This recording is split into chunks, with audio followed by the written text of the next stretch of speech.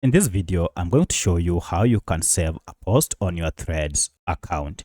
If this video helps, please like and subscribe. So if you have seen any post that you'll wish to keep for later reference, then the best thing to do is to save it. To do this, open your Threads social media app and then find the message you wish to save. For my case, I want to save this message from this account.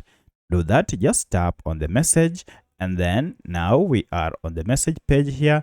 However, as you can see, there is no button to save.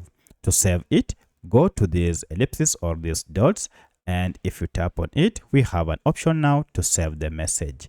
Just choose save, and the message has been saved. Now, if you want to find the saved messages later, just go to your account and then tap on profile here, and then under it, you should go to settings, and under settings, go to saved.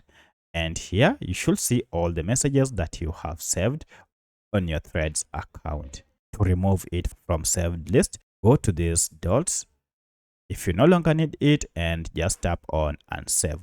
So that's how you can save posts on your Threads account. If you have any other question, kindly let me know in the comment section. Otherwise, thanks for watching and let's meet in the next video.